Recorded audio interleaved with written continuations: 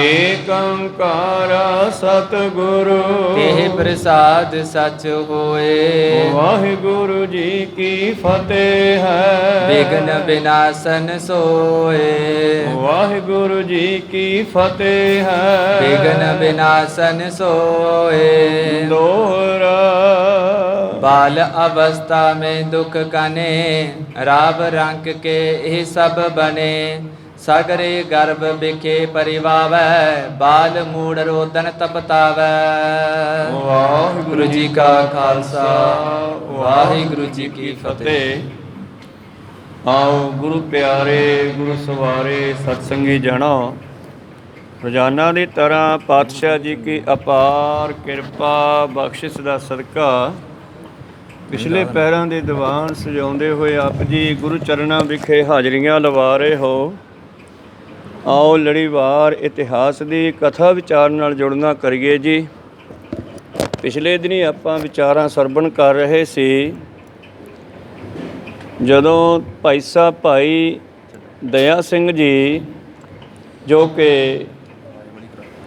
जीव दे अनेकां ही जन्मां नूं मुख रखदियां होइयां आत्मा अते शरीर दे बारे निर्णय करके दस रहे सन, तां गल पहुंची कि किस तरह जीव मनुख जामे विच आया जां किवें सृष्टि रची गई।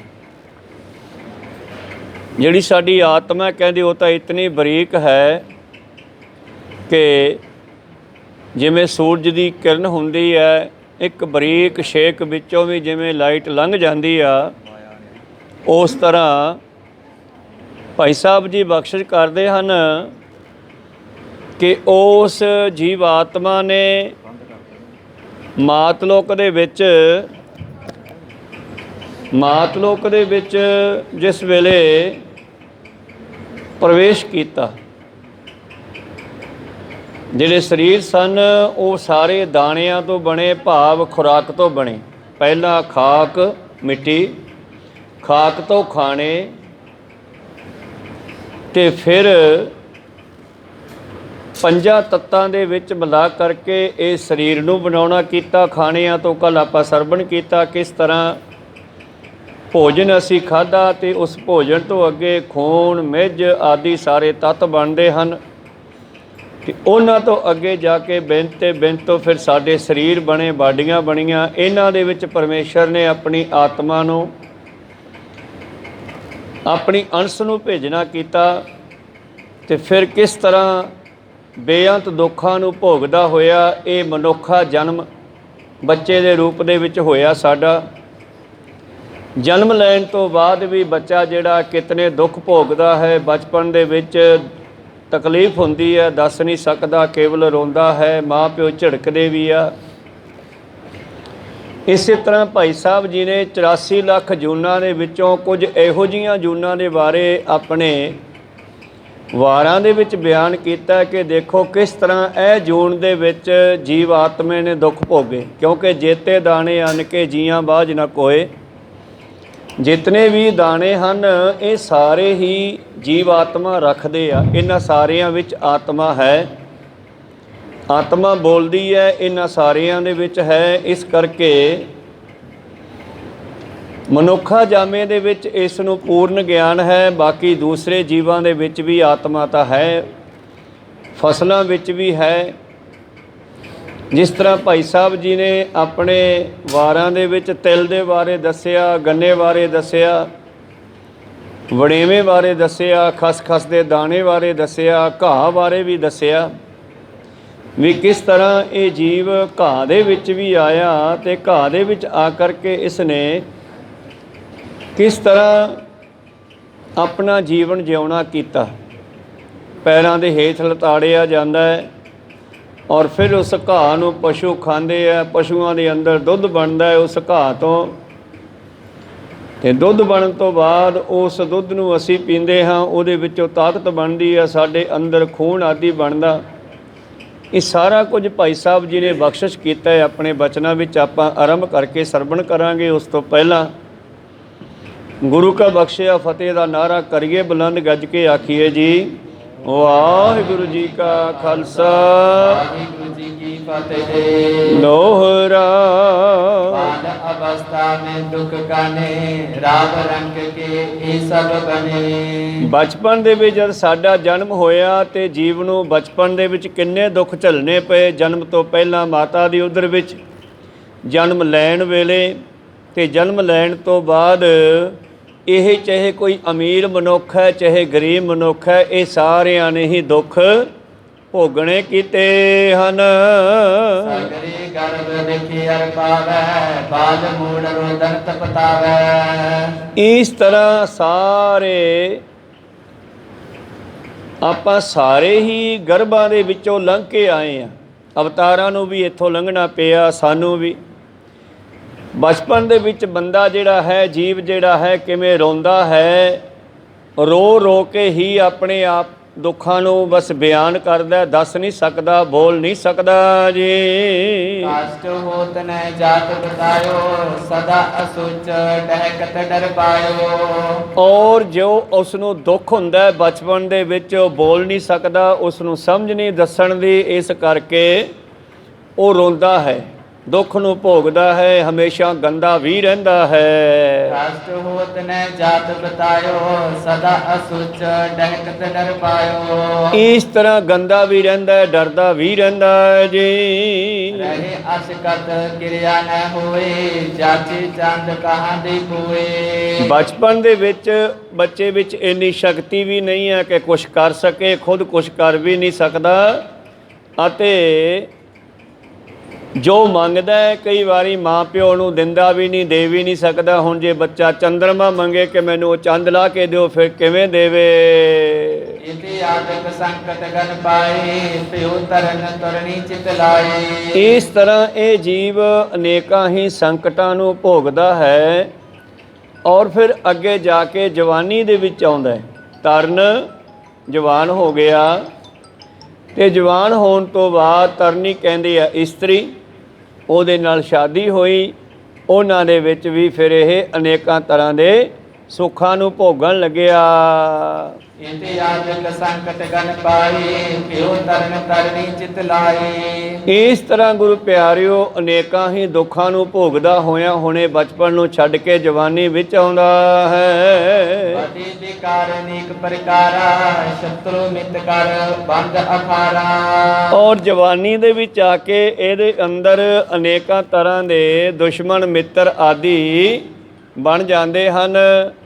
ਅਨੇਕਾਂ ਤਰ੍ਹਾਂ ਦੇ ਵਿਕਾਰ ਬੰਦੇ ਵਿੱਚ ਪੈਦਾ ਹੋ ਜਾਂਦੇ ਆ, ਅਨੇਕਾਂ ਤਰ੍ਹਾਂ ਦੀਆਂ ਬਿਮਾਰੀਆਂ ਪੈਦਾ ਕਰ ਲੈਂਦਾ ਹੈ ਆਪਣੇ ਅੰਦਰ, ਔਰ ਉਹਨਾਂ ਦੁੱਖਾਂ ਨੂੰ ਵੀ ਇਹ ਜੀਵ ਭੋਗਦਾ ਹੈ। ਚਾਹੋ ਪਦਾਰਥ ਹਾਥ ਨ ਆਏ ਜੋ ਪ੍ਰਾਪਤ ਸੋ ਨੈ ਖੁਸ਼ ਜਾਏ। ਹੁਣ ਆਪਾਂ ਸਾਰੇ ਇੱਛਾ ਤਾਂ ਬਹੁਤ ਰੱਖਦੇ ਆ, ਪਰ ਕਈ ਵਾਰੀ ਬੰਦੇ ਦੀ ਇੱਛਾ ਜ਼ਰੂਰੀ ਨਹੀਂ ਕਿ ਸਾਰੀਆਂ ਪੂਰੀਆਂ ਹੋ ਜਾਣ।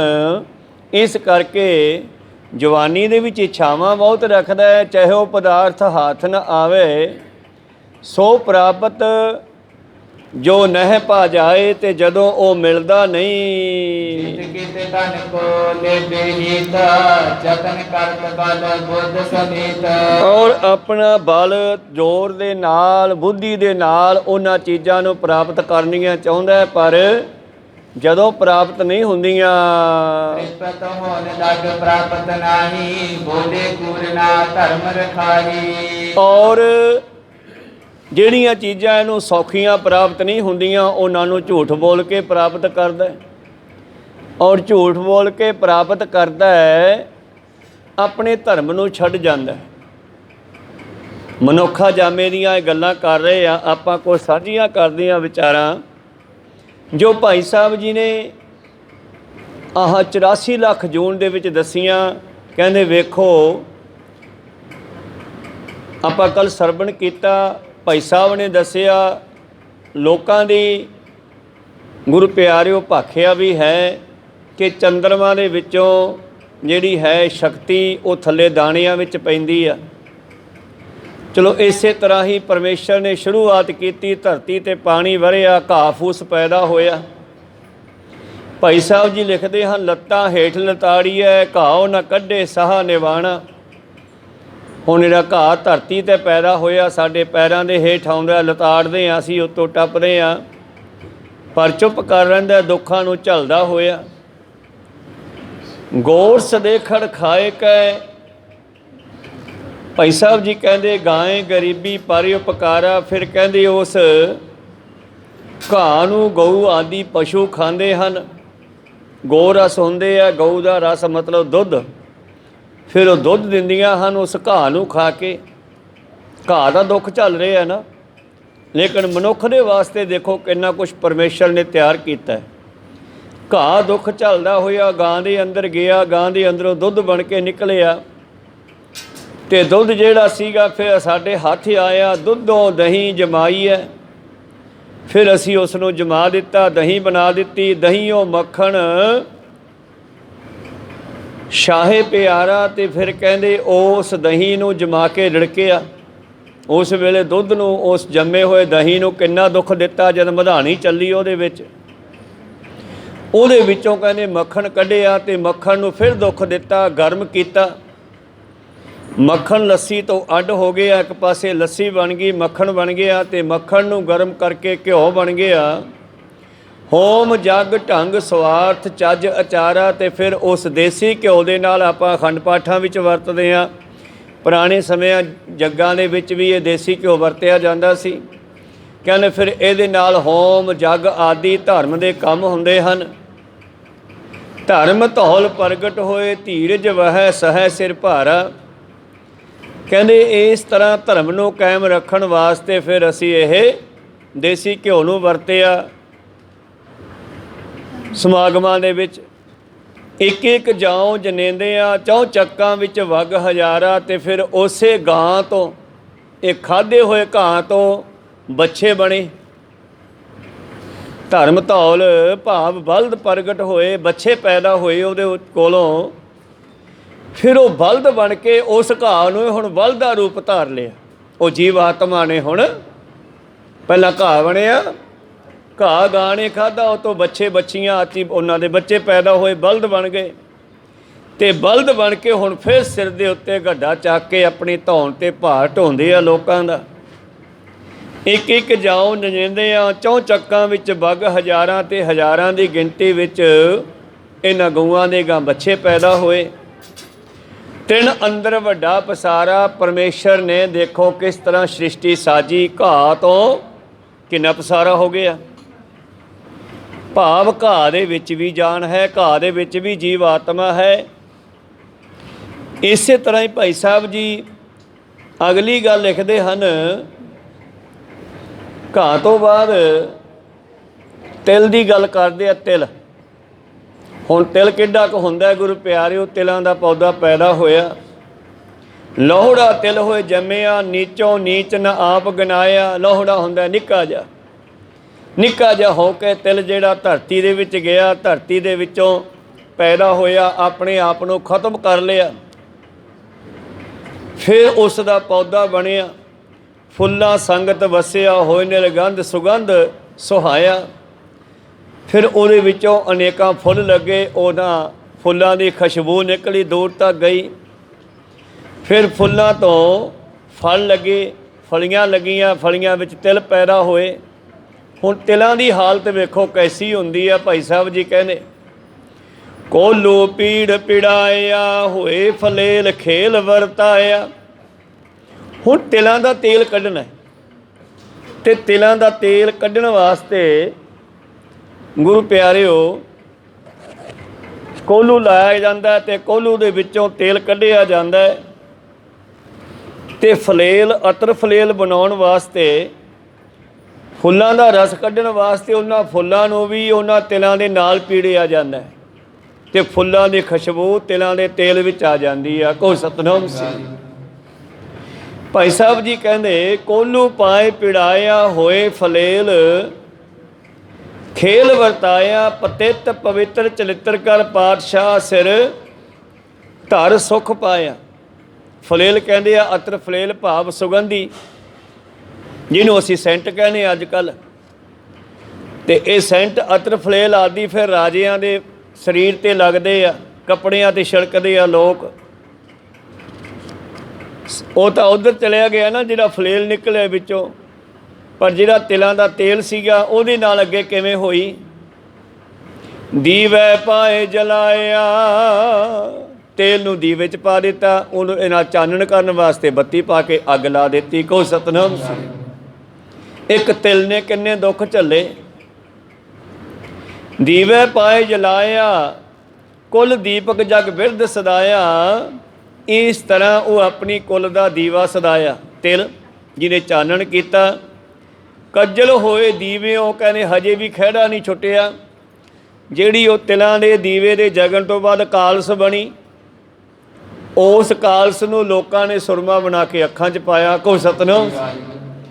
ਕੱਜਲ ਹੋਏ ਦੀਵਿਓਂ ਅੱਖੀ ਅੰਦਰ ਜਾਏ ਸਮਾਇਆ। ਬਾਲਾ ਹੋਏ ਨਾ ਵੱਡਾ ਕਹਾਇਆ। ਇੱਕ ਨਿੱਕਾ ਜਿਹਾ ਤਿਲ ਜਿਸ ਨੇ ਹੰਕਾਰ ਨਹੀਂ ਕੀਤਾ, ਰਾਜਿਆਂ ਦੇ ਉੱਤੇ ਸੈਂਟ ਬਣ ਕੇ ਲੱਗਿਆ। ਸੰਸਾਰ ਦੀਆਂ ਇਸਤਰੀਆਂ ਦੇ ਮਨੁੱਖਾਂ ਦੇ ਅੱਖਾਂ ਵਿੱਚ ਉਹ ਸੁਰਮਾ ਬਣ ਕੇ ਪਾਇਆ ਗਿਆ। ਪਰ ਦੁੱਖ ਉਹਨੇ ਕਿੰਨੇ ਝੱਲੇ। ਇਸੇ ਤਰ੍ਹਾਂ ਹੀ ਇਹ ਮਨੁੱਖਾ ਜੀਵਨ ਹੈ ਜਿਹੜਾ ਸਾਡਾ, ਬਚਪਨ ਤੋਂ ਲੈ ਕਰਕੇ ਕਿੰਨੇ ਦੁੱਖਾਂ ਨੂੰ ਝੱਲਦਾ ਆ ਰਿਹਾ ਹੈ। ਇਸੇ ਤਰ੍ਹਾਂ ਭਾਈ ਸਾਹਿਬ ਜੀ ਅੱਗੇ ਬਖਸ਼ਿਸ਼ ਕਰਦੇ ਹਨ। ਅਗਲੇ ਸ਼ਬਦ ਦੇ ਵਿੱਚ ਤਿਲ ਤੋਂ ਅੱਗੇ ਕੀ ਹੈ? ਵੜੇਵਾ। ਅੱਜ ਤੁਸੀਂ ਕੱਪੜੇ ਪਾਏ ਹੋਏ ਆ, ਇਹ ਵੀ ਇੱਕ ਜੂਨ ਆ। ਜੇਤੇ ਦਾਣੇ ਅੰਨ ਕੇ ਜੀਆਂ ਬਾਝ ਨਾ ਕੋਏ। 5-7 ਉਦਾਹਰਨਾਂ ਆਪਾਂ ਪੜ੍ਹਦੇ ਹਾਂ ਭਾਈ ਗੁਰਦਾਸ ਜੀ ਦੀਆਂ, ਤੇ ਫਿਰ ਉਹਨਾਂ ਦੇ ਵਿੱਚੋਂ ਸਾਨੂੰ ਬਾਕੀ 84 ਲੱਖ ਜੂਨ ਦੀ ਸਮਝ ਆ ਗਈ। ਵੇਖੋ ਕਿਸ ਤਰ੍ਹਾਂ ਅਸੀਂ ਮਨੁੱਖਾ ਜਾਮੇ ਵਿੱਚ ਆਏ ਤੇ ਮਨੁੱਖਾ ਜਾਮਾ ਇਹਨਾਂ ਸਾਰੀਆਂ ਜੂਨਾਂ ਵਿੱਚੋਂ ਲੰਘ ਕੇ ਸਾਨੂੰ ਮਿਲਿਆ ਤੇ ਕਿੱਡਾ ਕੀਮਤੀ ਆ। ਹੁਣ ਵੜੇਵਾ ਜਿਹੜਾ ਇਹਨੂੰ ਧਰਤੀ ਦੇ ਵਿੱਚ ਬੀਜਿਆ ਗਿਆ। ਇਹ ਸੁਧਰੀ ਹੋਈ ਕਿਸਮ ਹੈ ਵੜੇਵਾ। ਪਿੱਛੋਂ ਪਤਾ ਨਹੀਂ ਕਿਹੜੀਆਂ ਕਿਹੜੀਆਂ ਜੂਨਾਂ ਵਿੱਚੋਂ ਲੰਘ ਕੇ ਵੜੇਵਾ ਬਣਿਆ, ਪਰ ਸਾਡੇ ਸਾਹਮਣੇ ਕਪਾਹ ਦਾ ਨਰਮੇ ਦਾ ਵੜੇਵਾ ਹੈ। ਕਹੋ ਸਤਿਨਾਮ। ਆਪਾਂ ਵੜੇਵੇਂ ਦੀ ਗੱਲ ਕਰੀਏ। ਭਾਈ ਸਾਹਿਬ ਜੀ ਕਹਿੰਦੇ ਹਨ, ਹੋਏ ਵੜੇਵਾ ਜੱਗ ਵਿੱਚ ਬੀਜਿਆ ਤਨ ਖੇ ਨਾਲ ਰਲਾਇਆ। ਜਦ ਜ਼ਿਮੀਂਦਾਰ ਨੇ ਇਹਨਾਂ ਵੜੇਵਿਆਂ ਨੂੰ ਧਰਤੀ ਦੇ ਵਿੱਚ ਬੀਜ ਦਿੱਤਾ ਤੇ ਵੜੇਵੇਂ ਨੇ ਆਪਣਾ ਆਪਾ ਖਤਮ ਕਰ ਲਿਆ। ਇਸੇ ਕਰਕੇ ਕਹਿੰਦੇ ਆ, ਮਨੁੱਖ ਨੂੰ ਸਿਆਣੇ ਮਹਾਂਪੁਰਸ਼ ਰੱਬ ਦੇ ਪਿਆਰੇ ਮਿਟਾ ਦੇ ਆਪਣੀ ਹਸਤੀ ਕੋ ਅਗਰ ਕੁਛ ਮਰਤਬਾ ਚਾਹੇ। जैसे कि दाना खाक में मिलकर गुले गुलजार होता है। तिल एक धरती विच नपिया गया, वो अपने आप को खत्म कर गया, अपने तो हज़ारां तिल पैदा कर गया। और हुण उन्हां तिलां दे नाल अगे किद्दां किद्दां होई ते फिर ये तिल लोकां दीआं अखां दे विच जाके बैठे आ। ये तिल राजियां दे कपड़ियां ते राजियां दे मूँह ते सेंट बन के लगे आ। ये तिल दी कमाई आ। मनुख दी भी इसे तरह कमाई होनी चाहिदी है। ਹੁਣ ਇਹ ਮਨੁੱਖਾ ਜਨਮ ਸਾਨੂੰ ਮਿਲਿਆ, ਬਚਪਨ ਦੇ ਦੁੱਖ ਭੋਗੇ, ਜਵਾਨੀ ਦੇ ਵਿੱਚ ਸੁੱਖਾਂ ਨੂੰ ਭੋਗਦੇ ਆ। ਪਰ ਕਈ ਵਾਰੀ ਮਨੁੱਖ ਜਿਹੜਾ ਹੈ ਕਹਿ ਰਹੇ ਸੀ, ਬਾਦੇ ਵਿਕਾਰ ਇੱਕ ਪ੍ਰਕਾਰਾ, ਸ਼ਤਰੂ ਮਿੱਤ ਕਰ ਬੰਦ 18। ਜਵਾਨੀ ਦੇ ਵਿੱਚ ਫਿਰ ਇਹਦੇ ਅੰਦਰ ਵਿਕਾਰ ਪੈਦਾ ਹੋ ਗਏ, ਵਿਕਾਰ ਵੱਧ ਗਏ। ਔਰ ਇਸ ਦੇ ਦੁਨੀਆ ਵਿੱਚ ਅਨੇਕਾਂ ਹੀ ਦੁਸ਼ਮਣ ਤੇ ਮਿੱਤਰ पैदा कर ले जी। पदार्थ हाथ न आए, जो प्राप्त सो न खुश जाए। ते हुण जिहड़ी चाह हुंदी आ, मैनूं आ प्राप्त होवे, आ प्राप्त होवे। पैसे वाला बंदा, शक्ति वाला बंदा उन्हां चीज़ां नूं धक्के नाल प्राप्त करदा है। जिहदे कोले शक्ति नहीं, वो झूठ बोल के प्राप्त करदा है, अपने धर्म नूं हार जाता है।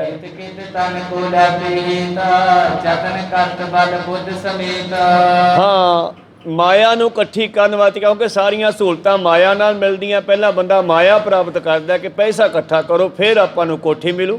पैसा कोले होवे ते कार मिलूगी, पैसा कोले होवे ते 36 प्रकार दे भोजन घरे आउणगे। ਤਾਂ ਬੰਦਾ ਉਸ ਪੈਸੇ ਨੂੰ ਇਕੱਠਾ ਕਰਨ ਵਾਸਤੇ ਕੀ ਕਰਦਾ ਫਿਰ?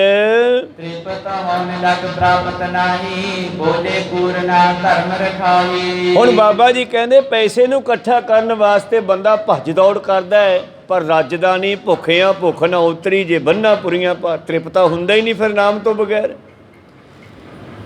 ਤਾਂ ਪਾਤਸ਼ਾਹ ਜੀ ਕਹਿੰਦੇ ਤ੍ਰਿਪਤ ਹੋਣ ਲੱਗ ਰੱਜਣ ਤੱਕ, ਲਗ ਪ੍ਰਾਪਤ ਨਹੀਂ ਪਰ ਰੱਜਦਾ ਨਹੀਂ। ਬੋਲੇ ਕੂੜ ਨਾ ਧਰਮ ਰਖਾਹੀ, ਆਪਣੇ ਧਰਮ ਨੂੰ ਨਹੀਂ ਰੱਖਦਾ ਗਾ, ਸੱਚ ਨਹੀਂ ਬੋਲਦਾ, ਝੂਠ ਬੋਲ ਬੋਲ ਕੇ ਉਸ ਮਾਇਆ ਨੂੰ ਇਕੱਠੀ ਕਰਦਾ। ਬਾਬਾ ਜੀ ਨੇ ਇੱਕ ਬਚਨ ਲਿਖਿਆ ਬਾਣੀ ਵਿੱਚ, ਪਾਪਾਂ ਬਾਝੋਂ ਹੋਵੇ ਨਾਹੀ ਮੋਇਆ ਸਾਥ ਨਾ ਜਾਈ। ਆ ਸਾਰੇ ਜਿਹੜੇ ਘਾਹ ਹੋਇਆ, ਤਿਲ ਹੋਏ, ਵੜੇਵਾ ਹੋਇਆ, ਗੰਨਾ ਹੋਇਆ, ਇਹਨਾਂ ਨੇ ਆਪਣਾ ਧਰਮ ਰੱਖਿਆ, ਆਪਣੇ ਉੱਤੇ ਦੁੱਖ ਝੱਲ ਲਏ, ਪਰ ਆਪਣਾ ਧਰਮ ਨਹੀਂ ਛੱਡਿਆ। ਬੰਦੇ ਨੇ ਆਪਣਾ ਧਰਮ ਵੀ ਛੱਡ ਦਿੱਤਾ। ਪ੍ਰੀਤਮ ਜੀ ਕਹਿੰਦੇ ਇਸ ਤਰ੍ਹਾਂ ਫਿਰ ਝੂਠ ਬੋਲਦਾ ਤੇ ਧਰਮ ਨੂੰ ਛੱਡ ਕੇ ਸੁੱਖਾਂ ਨੂੰ ਪ੍ਰਾਪਤ ਕਰਨਾ ਚਾਹੁੰਦਾ ਹੈ ਜੀ। ਨਿਰਬਲ ਤਨ ਰਹਿਓ, ਜੀਰਨ ਅਦਕ ਜਰਜਰੀ ਰਹਿਓ। ਅਖੀਰ ਜਵਾਨੀ ਵੀ ਕਿੰਨਾ ਚਿਰ ਰਹਿੰਦੀ ਆ ਮਨੁੱਖ ਦੇ ਉੱਤੇ। ਇਹ ਜਵਾਨੀ ਵੀ ਚਲੀ ਜਾਂਦੀ ਹੈ, ਬੁਢਾਪਾ ਆ ਜਾਂਦਾ ਹੈ। ਕਫ ਕੰਠ ਵਿਰੁੱਧੋ ਨੈਣੋ ਨੀਲ ਠਰੇ। ਅੱਖੀਂ ਦੇਖ ਨ ਰੱਜੀਆਂ, ਬਹੁ ਰੰਗ ਤਮਾਸ਼ੇ ਦੇਖਦੀਆਂ ਦੇਖਦੀਆਂ ਅੱਖਾਂ ਵੀ ਥੱਕ ਗਈਆਂ। ਕੰਨ ਨ ਰੱਜੇ ਰਾਗ ਸੁਣ ਰੋਵਣ ਤੇ ਹਾਸੇ। ਕੰਨ ਸੁਣਦੇ ਸੁਣਦੇ ਬੋਲੇ ਹੋ ਗਏ, ਪਰ ਰੱਜੇ ਨਹੀਂ ਸੁਣ ਸੁਣ ਕੇ, ਕਿਉਂਕਿ ਰੱਜਣਾ ਸੀ ਜਿੱਥੇ ਉੱਥੇ ਪਹੁੰਚਿਆ ਨਹੀਂ। ਉਹ ਕਿਹੜਾ ਥਾਂ ਜਿੱਥੇ ਰੱਜਦਾ ਹੈ? ਤ੍ਰਿਪਤ ਭਈ ਸੱਚ ਭੋਜਨ ਖਾਇਆ, ਮਨ ਤਨ ਰਸਨਾ ਨਾਮ ਤੇ ਆਇਆ। ਰਸਨਾ ਕੰਨ ਅੱਖਾਂ ਸਾਰੇ ਗੁਰੂ ਨਾਲ ਜੁੜ ਕੇ ਹੀ ਰੱਜਦੇ ਹਨ। ਤਾਂ ਇਸ ਤਰ੍ਹਾਂ ਭਾਈ ਸਾਹਿਬ ਜੀ ਕਹਿੰਦੇ ਫਿਰ ਇਹ ਬੁੱਢਾ ਹੋ ਗਿਆ, ਬਜ਼ੁਰਗ ਹੋ ਗਿਆ, ਔਰ ਫਿਰ ਇਸ ਦਾ ਸਰੀਰ ਦੇ ਅੰਗ ਹੈ ਜਿਹੜੇ ਕੰਮ ਛੱਡ ਗਏ। ਵੜੇਵਾ, ਮੈਂ ਵੜੇਵੇਂ ਦੀ ਗੱਲ ਕਰਾਂ, ਜਿਹੜੇ ਆ ਕੱਪੜੇ ਪਾਏ ਆਪਾਂ, ਵੜੇਵੇਂ ਨੇ ਕਿੰਨੇ ਦੁੱਖ ਝੱਲ ਕੇ ਸਾਡੇ ਸਰੀਰ 'ਤੇ ਕੱਪੜੇ ਬਣ ਕੇ ਜਚਿਆ। ਕਹੋ ਸਤਿਨਾਮ। ਹੁਣ ਅਸੀਂ ਬੜੇ ਪ੍ਰੈਸ ਕਰ ਕਰਕੇ ਰੱਖਦੇ ਹਾਂ, ਪਰ ਵੜੇਵੇਂ ਨੂੰ ਪੁੱਛੋ ਨਾ ਕਿਹੜੀਆਂ ਹਾਲਤਾਂ 'ਚੋਂ ਟੱਪਿਆ। ਕਹੋ ਸਤਿਨਾਮ। ਭਾਈ ਸਾਹਿਬ ਜੀ ਕਹਿੰਦੇ ਹੋਏ ਵੜੇਵਾ ਜੱਗ ਵਿੱਚ, ਬੀਜੈ ਤਣ ਖੇ ਨਾਲ ਰਲਾਇਆ। ਜ਼ਿਮੀਂਦਾਰ ਨੇ ਵੜੇਵਿਆਂ ਨੂੰ ਧਰਤੀ ਮਿੱਟੀ ਖੇਹ ਦੇ ਵਿੱਚ ਪਾ ਦਿੱਤਾ, ਬੀਜ ਦਿੱਤਾ। ਬੂਟੀ ਹੋਏ ਕਪਾਹ ਦੀ, ਫਿਰ ਉਗਰਿਆ, ਆਪਣੇ ਆਪ ਨੂੰ ਖਤਮ ਕਰ ਗਿਆ, ਉਹ ਤੋਂ ਪੌਦਾ ਬਣਿਆ। ਬੂਟੀ ਹੋਏ ਕਪਾਹ ਦੀ, ਟਿੰਡੇ ਹਾਸਾ ਰਾਪ ਖਿੜਾਇਆ।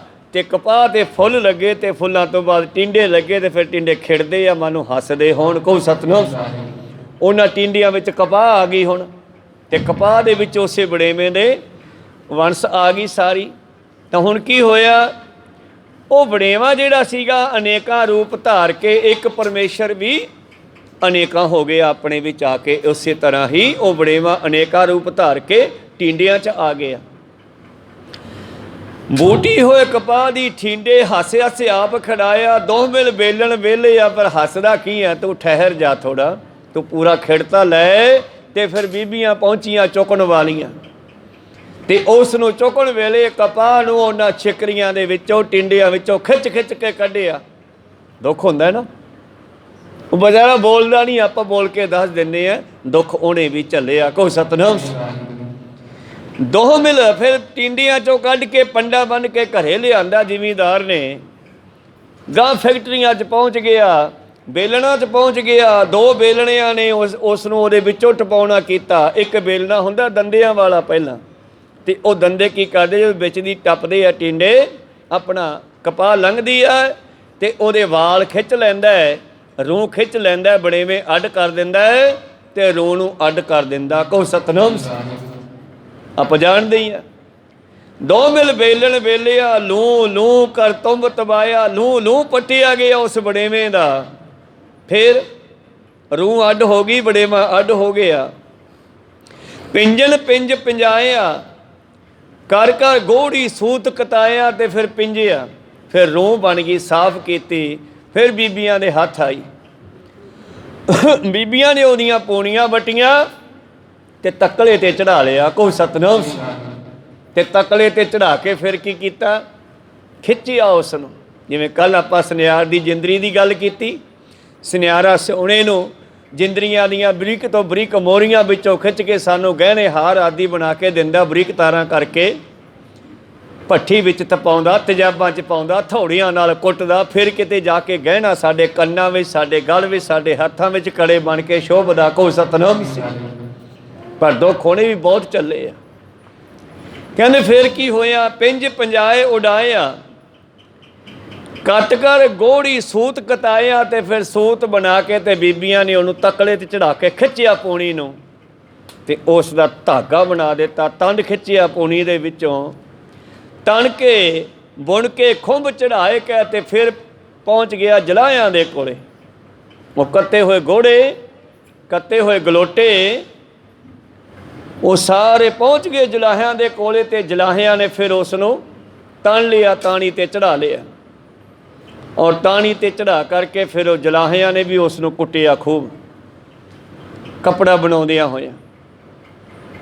ਔਰ ਕੱਪੜਾ ਬਣ ਗਿਆ, ਹਜੇ ਵੀ ਇਹਦਾ ਖਹਿੜਾ ਨਹੀਂ ਛੁੱਟਿਆ। ਇਹਨੂੰ ਨਦੀ ਤੇ ਲੈ ਗਏ ਤੇ ਉੱਥੇ ਫਿਰ ਕੁੱਟਿਆ ਡੰਡਿਆਂ ਦੇ ਨਾਲ ਇਹਨੂੰ। ਕੋਈ ਸਤਨਾਮ। ਤਣ ਬੁਣ ਖੁੰਭ ਚੜਾਇਆ ਕਿ ਖੁੰਭ ਚੜਾਉਣਾ ਹੁੰਦਾ ਰੰਗ ਦੇਣਾ। ਫਿਰ ਇਹਨੂੰ ਰੰਗ ਰੰਗਿਆ ਗਿਆ, ਰੰਗ ਚੜਾਇਆ ਗਿਆ। ਦੇ ਦੁੱਖ ਧੁਆਏ ਰੰਗਾਇਆ, ਧੋਤਾ ਗਿਆ, ਰੰਗਿਆ ਗਿਆ। ਇਹਦੇ ਵਿੱਚੋਂ ਸਾਰੀਆਂ ਮੈਲਾਂ ਕੱਢੀਆਂ ਗਈਆਂ। ਬੰਦੇ ਵਿੱਚੋਂ ਗੁਰੂ ਐਦਾਂ ਹੀ ਮੈਲਾਂ ਕੱਢਦਾ। ਕਹੋ ਸਤਨਾਮ। ਲਾਲ ਰੰਗ ਤਿਸ ਕੋ ਲੱਗਾ ਜਿਸ ਕੇ ਵਡਭਾਗਾ। ਕਹਿੰਦੇ ਇਸ ਤਰ੍ਹਾਂ ਰੰਗ ਰੰਗਾਇਆ। ਫਿਰ ਆ ਗਿਆ ਦਰਜੀਆਂ ਦੇ ਹੱਥ 'ਚ ਕੈਂਚੀ ਕੱਟਣ ਕੱਟਿਆ। ਕੈਂਚੀ ਚੱਲੀ ਤੇ ਉਹਦੇ ਟੋਟੇ ਟੋਟੇ ਕਰਤੇ। ਕਹੋ ਸਤਨਾਮ। ਕੈਂਚੀ ਕੱਟਣ ਕੱਟਿਆ, ਸੂਈ ਧਾਗਾ ਵਿੱਚੋਂ ਉਹਦੇ ਵਿੱਚ ਪਰੋਇਆ ਗਿਆ। ਸੂਈ ਟੱਪੀ ਉਹਦੇ ਵਿੱਚ ਦੀ, ਸੂਈ ਧਾਗੇ ਜੋੜ ਸਵਾਇਆ। ਉਹਨਾਂ ਟੋਟਿਆਂ ਨੂੰ ਸੂਈ ਧਾਗੇ ਨਾਲ ਜੋੜਿਆ, ਪਹਿਲਾਂ ਕੈਂਚੀ ਨਾਲ ਵੱਢਿਆ, ਫਿਰ ਜੋੜਿਆ। ਲੱਜਣ ਕੱਜਣ ਹੋਏ ਕਜਾਇਆ, ਤੇ ਉਹ ਕੱਪੜਾ ਅੱਜ ਤੁਹਾਡੀ ਇੱਜ਼ਤ ਨੂੰ ਢੱਕਦਾ ਹੋਇਆ ਆ ਸੁੰਦਰ ਸੂਟ ਬਣ ਗਿਆ, ਸੁੰਦਰ ਕੱਪੜੇ ਬਣ ਗਿਆ, ਜਿਹਨੂੰ ਆਪਾਂ ਸੰਭਾਲ ਰੱਖਦੇ ਹਾਂ। ਕਿੰਨੇ ਦੁੱਖ ਝੱਲੇ ਬੜੇਵੇਂ ਨੇ। ਕਹੋ ਸਤਨਾਮ। ਭਾਈ ਸਾਹਿਬ ਜੀ ਕਹਿੰਦੇ ਇਸੇ ਤਰ੍ਹਾਂ ਹੀ ਇਹ ਮਨੁੱਖਾ ਜੀਵਨ ਸੌਖਾ ਨਹੀਂ ਮਿਲ ਗਿਆ। ਕਈ ਜਨਮ ਪਏ ਕੀਟ ਪਤੰਗਾ, ਕਈ ਜਨਮ ਗਜ ਮੀਨ ਕੁਰੰਗਾ, ਕਈ ਜਨਮ ਪੰਖੀ ਸਰਪ ਹੋਇਓ, ਕਈ ਜਨਮ ਹੈਵਰ ਬਿਰਖ ਜੋਇਓ। ਇਸ ਤਰ੍ਹਾਂ ਇਹ ਮਨੁੱਖਾ ਜੀਵਨ ਜਿਹੜਾ ਹੈ ਅਨੇਕਾਂ ਹੀ ਜੂਨਾਂ ਦੇ ਵਿੱਚੋਂ ਲੰਘਦਾ ਹੋਇਆ ਇਹ ਮਨੁੱਖਾ ਜਾਮੇ 'ਚ ਪਹੁੰਚੇ ਆਪਾਂ। ਮਿਲ ਜਗਦੀਸ਼ ਮਿਲਨ ਕੀ ਬਰੀਆ, ਚਿਰੰਕਾਲ ਦੇਸ ਨਰੀਆ। ਕਹਿੰਦੇ ਬੜੇ ਲੰਮੇ ਸਮੇਂ ਤੋਂ ਬਾਅਦ ਤੈਨੂੰ ਮਨੁੱਖਾ ਦੇਹੀ ਬਣਾ ਕੇ ਦਿੱਤੀ ਹੈ। ਪਰਮੇਸ਼ਰ ਨੂੰ ਮਿਲਣ ਦਾ ਸਮਾਂ ਜਵਾਨੀ 'ਚੋਂ ਬੁਢਾਪੇ ਵਿੱਚ ਆ ਗਿਆ। ਹਜੇ ਵੀ ਰੱਬ ਯਾਦ ਨਹੀਂ ਇਸ ਲਈ। ਉਹ ਦੁੱਖਾਂ ਨੂੰ ਭੁੱਲ ਗਿਆ। ਜਿਹੜੀ ਮਾਂ ਦੇ ਗਰਭ ਦੇ ਵਿੱਚ ਮਿੰਨਤਾਂ ਕਰਦਾ ਸੀਗਾ ਬਈ ਇੱਥੋਂ ਕੱਢ ਲਾ, ਫਿਰ ਮੈਂ ਨਾਮ ਜਪੂੰਗਾ। ਸਿਰ ਤਲੇ ਪੈਰ ਉੱਪਰ ਹੈ, ਬਸੰਦੋ ਕੁਹੱਥੜੇ ਥਾਏ। ਸੋ ਧਣੀ ਕਿਉਂ ਵਿਸਾਰਿਓ ਉਧਰ ਜਿਸ ਦਾ ਨਾਏ। ਉਸ ਮਾਲਕ ਨੂੰ ਕਿਉਂ ਭੁਲਾ ਦਿੱਤਾ ਜਿਹਨੇ ਤੈਨੂੰ ਗਰਭ ਦੀ ਅਗਨੀ 'ਚੋਂ ਬਚਾ ਕੇ ਕੱਢਿਆ। ਉਹ ਤੈਨੂੰ ਬਾਹਰਲੀ ਅੱਗ ਵਿੱਚੋਂ ਵੀ ਬਚਾਵੇਗਾ। ਜੈਸੀ ਅਗਨ ਉਧਰ ਮੈਂ ਤੈਸੀ ਬਾਹਰ ਮਾਇਆ। ਜੈ ਤਨ ਬਾਣੀ ਵਿਸਰ ਜਾਏ, ਜਿਉ ਪੱਕਾ ਰੋਗੀ ਬਿਲ ਲਾਏ। ਪੱਕਾ ਰੋਗੀ ਉਹ ਹੁੰਦਾ ਹੈ ਜਿਹਦੀ ਬਿਮਾਰੀ ਦਾ ਕੋਈ ਇਲਾਜ ਨਾ ਹੋਵੇ। ਤੇ ਪਹਿਲਾਂ ਪੱਕਾ ਰੋਗੀ ਕੋਹੜੀ ਹੁੰਦਾ ਸੀਗਾ, ਕੋਹੜ ਦਾ ਇਲਾਜ ਨਹੀਂ ਸੀ ਹੁੰਦਾ। ਤੇ ਘਰ ਦੇ ਕਿਸੇ ਮੈਂਬਰ ਨੂੰ ਕੋਹੜ ਹੋ ਜਾਣਾ ਤੇ ਬਾਕੀ ਦੇ ਮੈਂਬਰ ਉਸ ਤੋਂ ਬਚਣ ਵਾਸਤੇ ਉਹਨੂੰ ਖੇਤਾਂ ਦੇ ਵਿੱਚ ਝੌਂਪੜੀ ਪਾ ਕੇ ਬਿਠਾਏ ਆਉਂਦੇ ਵੀ ਤੂੰ ਇੱਥੇ ਬਹਿ ਜਾ, ਤੇਰੀ ਲਾਗ ਸਾਨੂੰ ਨਾ ਲੱਗ ਜੇ। ਕਹੋ ਸਤਨਾਮ।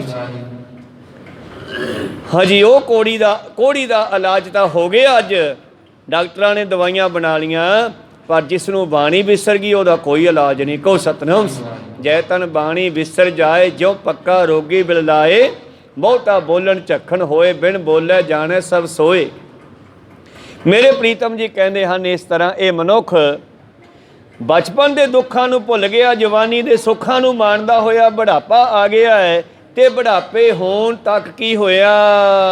ਪਿਓ ਕਰਿੰਦ ਨਿਰਬਲ ਤਨ ਰਹਿਓ, ਜੀਰਨ ਅਦਕ ਚਰਚਰੀ ਰਹਿਓ। ਬੁੱਢਾ ਹੋ ਗਿਆ ਹੈ, ਸਰੀਰ ਜਿਹੜਾ ਹੈ ਬੁਢਾਪੇ ਦੇ ਕਾਰਨ ਪੁਰਾਣਾ ਹੋ ਗਿਆ ਹੈ, ਹੁਣ ਸਾਥ ਨਹੀਂ ਦਿੰਦਾ ਜੀ।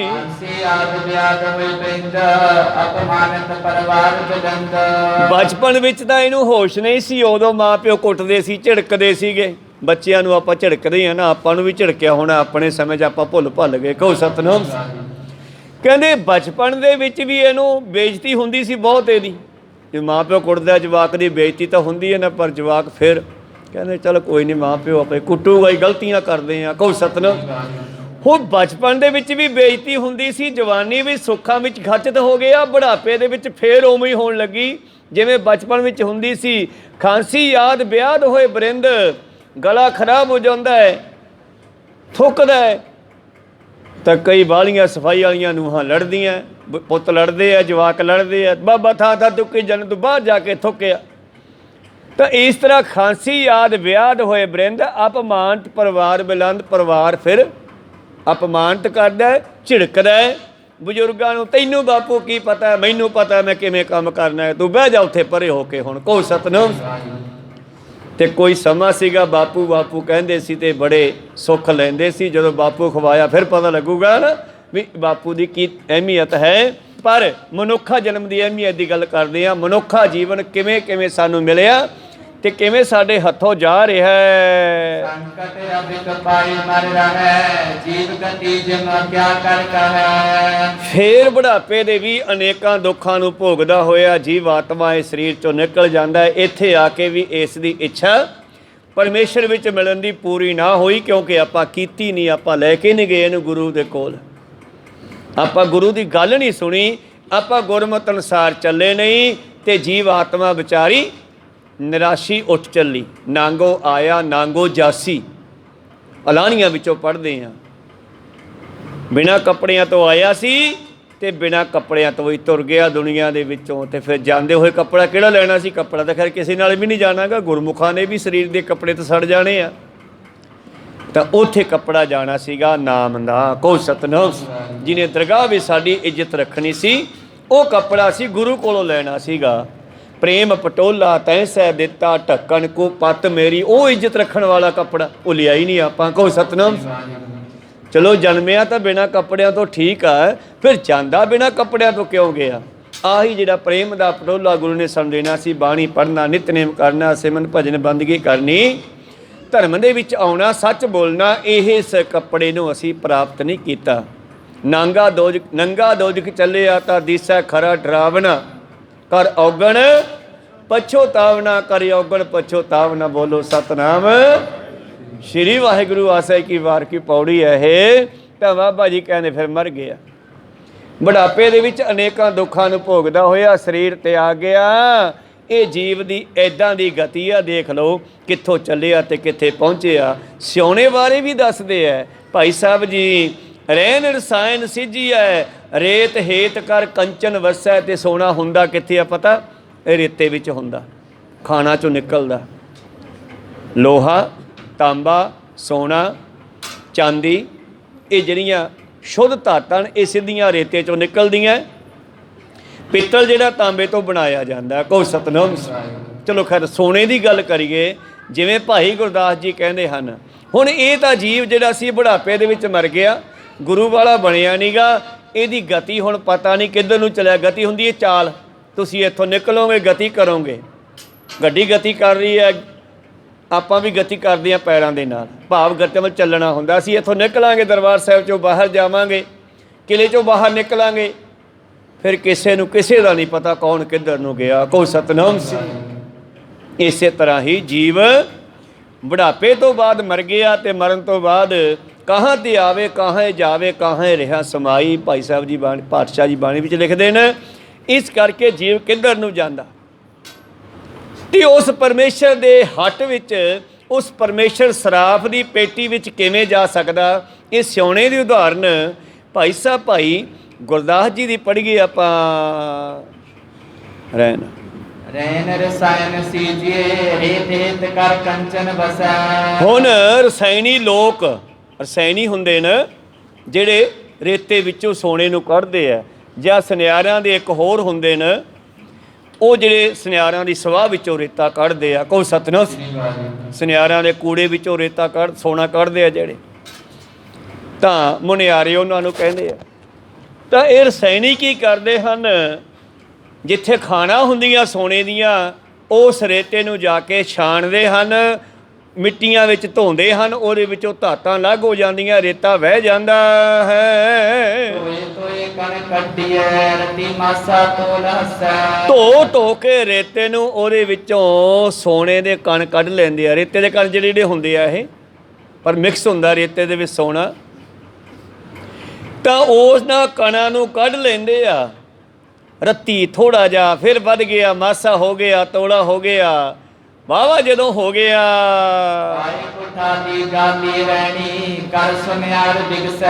ਫਿਰ ਉਸ ਰੇਤੇ ਵਿੱਚੋਂ ਕੱਢੀ ਧਾਤ ਨੂੰ ਇੱਕ ਕੁਠਾਲੀ ਵਿੱਚ ਪਾਉਂਦੇ ਆ। ਲੋਹੇ ਦੀਆਂ ਤਾਂ ਵੱਡੀਆਂ ਵੱਡੀਆਂ ਕੁਠਾਲੀਆਂ ਗੋਬਿੰਦਗੜ੍ਹ ਦੀ ਮੰਡੀ ਦੇ ਵਿੱਚ ਸੋਨੇ ਦੀਆਂ ਐਡੀਆਂ ਐਡੀਆਂ ਹੁੰਦੀਆਂ। ਤਾਂ ਉਹ ਸੋਨੇ ਨੂੰ ਫਿਰ ਉਸ ਰੇਤੇ ਨੂੰ ਜੋ ਰੇਤੇ ਵਿੱਚੋਂ ਕੱਢਿਆ ਸੋਨਾ, ਹਜੇ ਉਹ ਸੋਨਾ ਨਹੀਂ ਬਣਿਆ, ਹੋਰ ਭੂਰੇ ਰੰਗ ਦਾ ਹੀ ਆ, ਰੇਤੇ ਵਰਗਾ ਹੀ ਆ, ਮਿੱਟੀ ਆ। ਜਦੋਂ ਗੁਠਾਲੀ ਦੇ ਵਿੱਚ ਪਾ ਕੇ ਤੇ ਅੱਗ ਦੇ ਵਿੱਚ ਰੱਖਿਆ, ਸੁਨਿਆਰ ਬੜਾ ਖੁਸ਼ ਹੁੰਦਾ ਹੁਣ ਬਈ ਮੇਰੇ ਹੱਥ ਸੋਨਾ ਆ ਗਿਆ। ਤੇ ਪਰ ਸੋਨੇ ਨੂੰ ਪੁੱਛੋ, ਉਹ ਵਿਚਾਰਾ ਅੱਗ ਦੇ ਵਿੱਚ ਪਿਆ ਉਬਲੀ ਜਾਂਦਾ। ਕੋਈ ਸੁਨਿਆਰ ਹੱਸੀ ਜਾਂਦਾ ਹੈ, ਸੋਨਾ ਉਬਲੀ ਜਾਂਦਾ ਹੈ। ਔਰ ਫਿਰ ਉਹ ਸੋਨਾ ਢਲ ਗਿਆ, ਉਹਦੀ ਰੈਣੀ ਬਣ ਗਈ, ਡਲੀ ਬਣ ਗਈ। ਫਿਰ ਉਸ ਡਲੀ ਨੂੰ, ਰੈਣੀ ਨੂੰ ਬੇਲਣਾ ਦੇ ਵਿੱਚੋਂ ਦੀ ਟਪਾਉਂਦਾ, ਉਹਦੇ ਪੱਤਰੇ ਬਣਾਉਂਦਾ, ਉਹਦੀਆਂ ਤਾਰਾਂ ਕੱਢਦਾ ਤੇ ਫਿਰ ਉਸ ਨੂੰ ਘੜ ਘੜ ਕੇ ਉਹਦੇ ਗਹਿਣੇ ਬਣਾਉਂਦਾ। ਤੇ ਫਿਰ ਗਹਿਣੇ ਵੀ ਹਜੇ ਕਾਲੇ ਨੇ, ਚਿੱਟੇ ਨਹੀਂ ਹੋਏ, ਉਹਨਾਂ ਨੂੰ ਤੇਜ਼ਾਬਾਂ ਵਿੱਚ ਸਿੱਟਦਾ ਹੈ। ਹੁਣ ਉਹ ਸੋਨਾ 12 ਬੰਨੀ ਦਾ ਹੋ ਗਿਆ। 12 ਬੰਨੀ ਦਾ ਹੁੰਦਾ ਹਰ ਪੱਖ ਤੋਂ ਸ਼ੁੱਧ, ਕਿਉਂਕਿ ਰੇਤੇ ਵਿੱਚੋਂ ਜੋ ਕੱਢੇ ਆਪਾਂ ਉਹਦੇ ਵਿੱਚ ਸੋਨਾ ਵੀ ਹੋ ਸਕਦਾ, ਧਾਤਾਂ 'ਚ ਚਾਂਦੀ ਵੀ ਹੋ ਸਕਦੀ ਆ, ਤਾਂਬਾ ਵੀ ਹੋ ਸਕਦਾ ਹੈ। ਸੁਨਿਆਰੇ ਨੇ ਉਹਨੂੰ ਤੇਜ਼ਾਬਾਂ ਦੇ ਵਿੱਚ ਪਾ ਪਾ ਕੇ ਕਹਿੰਦੇ ਫਿਰ ਸ਼ੁੱਧ ਕੀਤਾ 12 ਬੰਨੀ ਦਾ।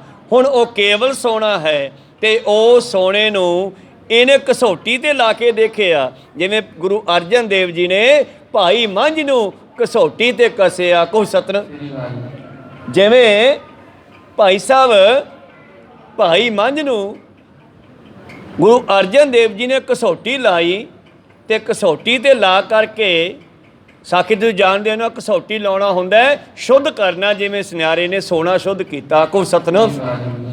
ਇਸ ਤਰ੍ਹਾਂ ਕੀ ਹੋਇਆ ਫਿਰ ਬਾਹਰ ਬਣੀ ਹੋਏ ਕੇ ਲੱਗੇ ਲਵੇ ਘਸੋਟੀ ਕਸੈ। ਫਿਰ ਘਸੋਟੀ ਤੇ ਘਸਾ ਕੇ ਦੇਖਦੇ ਐ, ਓਏ ਸੋਨਾ ਸੁਨਹਿਰੀ ਆ, ਇਹਦੀ ਲਖੀਰ ਸੁਨਹਿਰੀ ਆ ਰਹੀ ਆ, ਇਹਦੀ ਘਾਸ ਸੁਨਹਿਰੀ ਬਣਦੀ ਆ।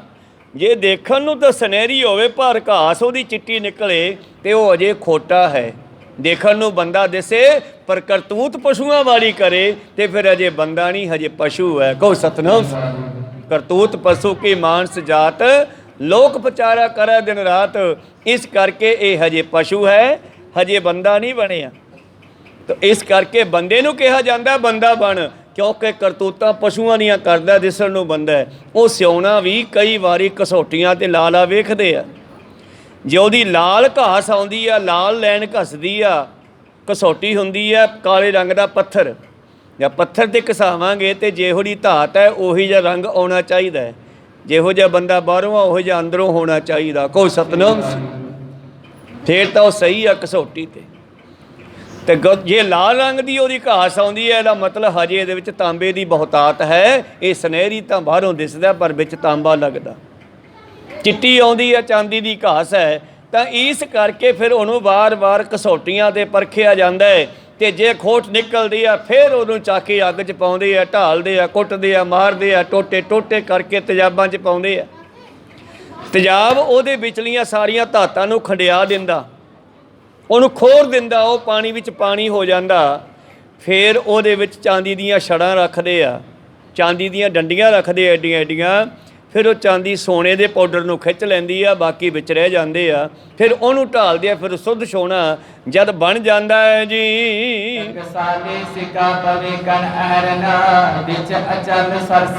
ਜਿਹਨੇ ਘਣ ਦੀਆਂ, ਥੋੜੇ ਦੀਆਂ, ਅਹਿਰਨ ਦੀਆਂ ਸੱਟਾਂ ਝੱਲੀਆਂ, ਉਹੀ ਜਾ ਕੇ ਟਕਸਾਲ ਦੇ ਵਿੱਚ ਪ੍ਰਵਾਨ ਹੁੰਦਾ। ਉਹ ਤੇ ਟਕਸਾਲ ਵਾਲੇ ਮੋਹਰ ਲਾਉਂਦੇ ਆ ਬਈ ਇਹ ਖਰਾ ਸੋਨਾ ਹੈ। ਕਹੋ ਸਤਨਾਮ। ਗੁਰੂ ਉਹ ਤੇ ਮੋਹਰ ਲਾਵੇਗਾ ਜਿਹਨੇ ਸੰਸਾਰ ਦੇ ਵਿੱਚੋਂ ਸੱਚ ਨੂੰ ਨਹੀਂ ਛੱਡਿਆ, ਦੁੱਖਾਂ ਨੂੰ ਝੱਲਦੇ ਹੋਏ ਵੀ ਆਪਣੇ ਧਰਮ 'ਤੇ ਚੱਲਦੇ ਰਹੇ। ਤਾਂ ਜਿਸ ਤਰ੍ਹਾਂ ਪਿੱਛੇ ਆਪਾਂ ਉਦਾਹਰਨਾਂ ਸਰਵਣ ਕੀਤੀਆਂ ਅਨੇਕਾਂ ਭਾਈ ਸਾਹਿਬ ਜੀ ਦੀਆਂ, ਇਹ ਸਾਡਾ ਜੀਵਨ ਵੀ ਇਹ ਦੇਹ ਸੋ ਕੰਚਨ ਚੰਗੜੀ ਹੈ, ਸੋਨੇ ਤੋਂ ਵੀ ਚੰਗੀ ਹੋ ਜਾਵੇ ਤਾਂ ਪ੍ਰਵਾਨ ਹੋਣੀ ਹੈ। ਭਾਈ ਮੰਝ ਜਦੋਂ ਸਤਿਗੁਰਾਂ ਦੀਆਂ ਇਹਨਾਂ ਘਸੋਟੀਆਂ ਦੇ ਵਿੱਚ ਲੱਗਦਾ ਰਿਹਾ ਤੇ ਅਖੀਰ ਤੇ ਜਾ ਕੇ ਭਾਈ ਮੰਝ ਲੱਕੜਾਂ ਲੈ ਕੇ ਆ ਰਹੀ ਆ ਖੇਤਾਂ ਦੇ ਵਿੱਚੋਂ, ਤੇ ਇੱਕ ਢੱਠੀ ਮਾਉਣ ਵਾਲਾ ਖੂਹ ਸੀ ਰਾਹ ਦੇ ਵਿੱਚ। ਹਨੇਰੀ ਨੇ ਜ਼ੋਰ ਪਾਇਆ, ਜਾਂ ਸਿਰ ਤੇ ਪੰਡ ਹੋਵੇ ਤੇ ਜ਼ੋਰ ਵੱਧ ਪੈ ਜਾਂਦਾ, ਧੱਕਾ ਲੱਗਦਾ ਤੇ ਉਸਨੇ ਇਹਨੂੰ ਧੱਕਾ ਲਾਇਆ ਤੇ ਚੱਕ ਕੇ ਖੂਹ ਵਿੱਚ ਸਿੱਟ ਦਿੱਤਾ। ਕਹੋ ਸਤਨਾਮ। ਗੁਰੂ ਅਰਜਨ ਦੇਵ ਜੀ ਮਹਾਰਾਜ ਜਿਹੜੇ ਹਮੇਸ਼ਾ ਇਹਨਾਂ ਦਾ ਬੜਾ ਖਿਆਲ ਰੱਖਦੇ ਸੀਗੇ, ਆਸਣ ਤੋਂ ਉੱਠੇ ਤੁਰ ਪਏ। ਸਿੱਖ ਕਹਿੰਦੇ ਕੀ ਹੋ ਗਿਆ? ਕਹਿੰਦੇ ਰੱਸਾ ਤੇ ਟੋਕਰਾ ਲਿਆਓ। ਸਿੱਖ ਵੀ ਮਗਰ ਚੱਲੇ, ਫਟਾਫਟ ਖੂਹ ਤੇ ਪਹੁੰਚੇ। ਪਾਤਸ਼ਾਹ ਨੇ ਇੱਥੇ ਹੈ ਕੋਈ? ਕਹਿੰਦੇ ਜੀ ਮਾਂਝਾ। ਕਹਿੰਦੇ ਅੱਛਾ, ਰੱਸਾ ਛੱਡਿਆ ਗਿਆ। ਕਹਿੰਦੇ ਮਾਂਝਾ ਲੱਕੜਾਂ ਸਿੱਟ ਦੇ ਤੇ ਰੱਸਾ ਫੜ ਕੇ ਬਾਹਰ ਆ ਜਾ। ਉਹ ਕਹਿੰਦਾ ਨਹੀਂ ਮਹਾਰਾਜ, ਲੱਕੜਾਂ ਹਜੇ ਸੁੱਕੀਆਂ ਹਨ, ਲੰਗਰ ਦੇ ਕੰਮ ਆਉਣਗੀਆਂ, ਪਹਿਲਾਂ ਲੱਕੜਾਂ ਕੱਢ ਲਓ। ਪਹਿਲਾਂ ਲੱਕੜਾਂ ਨੂੰ ਰੱਸਾ ਬੰਨ੍ਹਤਾ, ਲੱਕੜਾਂ ਦੀ ਪੰਡ ਬਾਹਰ ਕੱਢ ਲਈ। ਫਿਰ ਭਾਈ ਮੰਝ ਨੂੰ ਟੋਕਰੇ ਵਿੱਚ ਬਿਠਾ ਕੇ ਬਾਹਰ ਖਿੱਚਿਆ ਗਿਆ। ਤੇ ਜਦ ਭਾਈ ਮੰਝ ਬਾਹਰ ਆਇਆ, ਧਰਤੀ ਤੇ ਆ ਕੇ ਖੜਾ ਹੋਇਆ ਤੇ ਲੈ ਕੇ ਗਲਵੱਕੜੀ 'ਚ ਬਾਬਾ ਜੀ ਨੇ ਕੀ ਕਿਹਾ? ਮੰਝ ਪਿਆਰਾ ਗੁਰੂ ਕੋ, ਗੁਰੂ ਮੰਝ ਪਿਆਰਾ, ਮੰਝ ਗੁਰੂ ਕਾ ਬੋਹਿਤਾ ਜਗ ਲੰਘਣਹਾਰਾ। ਇੱਕ ਉਹ ਮਨੁੱਖ ਜਿਹੜਾ ਦੇਖੋ ਕਿੰਨੇ ਦੁੱਖ ਭੋਗਦਾ ਹੋਇਆ, ਬੁੱਢਾ ਹੋਇਆ ਤੇ ਮਰ ਗਿਆ। ਜੀਵ ਆਤਮਾ ਵਿਚਾਰੀ ਫਿਰ ਤੜਫਦੀ ਚਲੀ ਗਈ, ਨਿਰਾਸ਼ੀ ਚਲੀ ਗਈ ਦੁਨੀਆ ਦੇ ਵਿੱਚੋਂ, ਕਿਉਂਕਿ ਗੁਰੂ ਵਾਲਾ ਨਹੀਂ ਬਣਿਆ। ਤੇ ਇੱਕ ਉਹ ਸੋਨੇ ਦੀ ਨਿਆਈ, ਮੰਝ ਦੀ ਨਿਆਈ ਖਰਾ ਹੋ ਗਿਆ। ਤਾਂ ਪੋਤਾ ਹੁੰਦਾ ਗੁਰੂ ਪਿਆਰਿਓ ਖਜ਼ਾਨਾ, ਤੇ ਟਕਸਾਲ ਹੁੰਦੀ ਹੈ, ਸਾਲ ਹੁੰਦੀ ਹੈ ਖਜ਼ਾਨਾ, ਟੱਕ ਹੁੰਦਾ ਟਕਾ, ਪੈਸਿਆਂ ਦਾ ਖਜ਼ਾਨਾ। ਤਾਂ ਦੋਨਾਂ ਨੂੰ ਜੋੜ ਕੇ ਬਣਾ ਦਿੱਤਾ ਟਕਸਾਲ। ਤਾਂ ਸਾਲ ਸੁਨਈਆ, ਪੋਤਾ ਪੱਸੈ।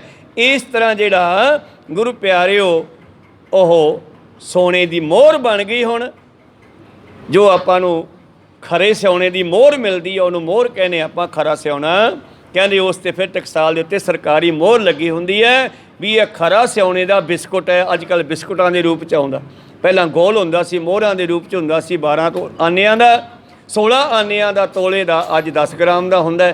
ਖੈਰ ਮਨੋਬਿਰਤੀਆਂ ਉੱਥੇ ਰੱਖੀਏ। ਇਹ ਬੰਦੇ ਦੀ ਗੱਲ ਕੀਤੀ ਹੈ ਕਿ ਇਹ ਮਨੁੱਖ ਜਿਹੜਾ ਹੈ ਇੱਦਾਂ ਦਾ ਹੈ। ਤੇ ਇੱਕ ਆ 84 ਲੱਖ ਜੂਨ ਹੈ, ਇਹ ਆਪਣੇ ਧਰਮ 'ਤੇ ਸਹੀ ਚੱਲ ਰਹੀ ਹੈ। ਇੱਕ ਬੰਦਾ ਜਿਹਨੂੰ ਬਾਹਲਾ ਮੋਹ ਕੀਤਾ, ਪਰਮੇਸ਼ਰ ਨੇ ਬਾਹਲਾ ਪਿਆਰ ਕੀਤਾ, ਬਾਹਲੀਆਂ ਸਹੂਲਤਾਂ ਦਿੱਤੀਆਂ, ਬਲਕਿ ਮਾਤ ਲੋਕ ਦਾ ਰਾਜਾ ਬਣਾ ਕੇ ਭੇਜਿਆ। ਇਸ ਧਰਤੀ ਮੈਂ ਤੇਰੀ ਸਿਕਦਾਰੀ, ਅਵਰ ਜੋਨ ਤੇਰੀ ਪਨਿਹਾਰੀ, ਅਬ ਤੂੰ ਸੀਜ ਭਾਵੈ ਨਹੀਂ ਸੀਜੈ ਕਰ, ਸਵਰੈ ਮਨ ਪ੍ਰਭ ਧਿਆਈ ਜੈ। ਇਹ ਮਨੁੱਖ ਵਿਗੜ ਗਿਆ ਤੇ ਅਖੀਰ ਵਿਗੜਿਆ ਹੋਇਆ ਮਨੁੱਖ ਬੁੱਢਾ ਹੋ ਕੇ ਦੁਨੀਆ ਵਿੱਚੋਂ ਚਾਲੇ ਪਾ ਗਿਆ ਜੀ। ਸੰਕਟ ਅਧਿਕ ਪਾਏ ਮਰ ਰਹੈ, ਜੀਵ ਗਤੀ ਜਿਮ ਕਿਆ ਕਰ ਕਹੈ। ਇਉਂ ਅਨੇਕਾਂ ਦੁੱਖਾਂ ਨੂੰ ਭੋਗਦੀ ਹੋਈ ਜੀਵ ਆਤਮਾ ਇੱਕ ਆਸ ਲੈ ਕੇ ਆਈ ਸੀ ਮਨੁੱਖਾ ਜਾਮੇ ਵਿੱਚ। ਭਈ ਪ੍ਰਾਪਤ ਮਨੁੱਖ ਦੇ ਹੁਰੀਆ, ਗੋਬਿੰਦ ਮਿਲਨ ਕੀ ਇਹੋ ਤੇਰੀ ਬਰੀਆ। ਅਵਰ ਕਾਜ ਤੇਰਾ ਕਿਤੈ ਨਾ ਕਾਮ, ਮਿਲ ਸਾਧ ਸੰਗਤ ਭਜ ਕੇਵਲ ਨਾਮ। ਪਰ ਉਹ ਆਸ ਇਹਦੀ ਪੂਰੀ ਨਾ ਹੋਈ ਔਰ ਕਿੱਧਰ ਨੂੰ ਗਈ? ਇਸ ਮਾਤਰ ਦੁਖ ਵਰਣਨ ਕਰੇ, ਸਰਬ ਜੇ ਕਹੇ ਗ੍ਰੰਥ ਇਕ ਭਰੇ। ਭਾਈ ਸਾਹਿਬ ਭਾਈ ਦਇਆ ਸਿੰਘ ਜੀ ਕਹਿੰਦੇ ਜੇ ਮੈਂ ਤੁਹਾਨੂੰ ਮਨੁੱਖਾ ਜੀਵਨ ਦੇ ਸਾਰੇ ਦੁੱਖ ਲਿਖਣ ਲੱਗ ਜਾਣਾ, ਐਡੇ ਐਡੇ ਬੇਅੰਤੀ ਗ੍ਰੰਥ ਬਣ ਜਾਣਗੇ। ਤਾਂ ਥੋੜੇ ਜਿਹੇ ਦੱਸੇ ਆ, ਥੋੜ੍ਹੀਆਂ ਇੱਧਰੋਂ ਭਾਈ ਸਾਹਿਬ ਜੀ ਦੀਆਂ ਆਪਾਂ ਕਹਾਣੀਆਂ ਪੜ੍ਹੀਆਂ। ਜਿਵੇਂ ਗੁਰੂ ਪਿਆਰਿਓ ਖਸਖਸ ਦਾ ਦਾਣਾ, ਬੜੇਵੇਂ ਦਾ ਦਾਣਾ ਤੇ ਹੋਰ ਅਨੇਕਾਂ ਤਰ੍ਹਾਂ ਦੀਆਂ ਗੁਰੂ ਪਿਆਰਿਓ ਜੋ ਕਹਾਣੀਆਂ ਆਪਾਂ ਨੇ ਸਰਵਣ ਕੀਤੀਆਂ। ਆਹ ਫੁੱਲ, ਫੁੱਲਾਂ ਦਾ ਹਾਰ, ਕਹਿੰਦੇ ਇਹ ਹਾਰ ਫਲਾਣੇ ਦੇ ਪਾਓ ਵੀ, ਇਹ ਹਾਰ ਗਲ ਦੇ ਵਿੱਚ ਹਾਰ ਬਣ ਕੇ ਸ਼ੋਭਦਾ ਫੁੱਲ। ਤੇ ਫੁੱਲ ਨੂੰ ਪੁੱਛੋ ਨਾ ਕਿ ਉਹ ਹਾਰ ਬਣਿਆ ਕਿਵੇਂ, ਹਾਰ ਤੱਕ ਪਹੁੰਚਿਆ ਕਿਵੇਂ। ਕਹੋ ਸਤਿਨਾਮ। ਪਹਿਲਾਂ ਤਾਂ ਮਾਲੀ ਨੇ ਉਹਨੂੰ ਨਾਲ ਪੌਦਿਆਂ ਦੇ ਨਾਲ ਤੋੜਿਆ, ਧੌਣ ਮਰੋੜ ਕੇ ਉਹਦੀ ਤੋੜਿਆ, ਫਿਰ ਘਰੇ ਲੈ ਗਿਆ, ਫਿਰ ਛਾਂਟੀ ਕੀਤੀ, ਫਿਰ ਸੂਈ 'ਚ ਧਾਗਾ ਪਰੋ ਕੇ ਉਹਦੇ ਵਿੱਚ ਦੀ ਧਾਗਾ ਖਿੱਚਿਆ।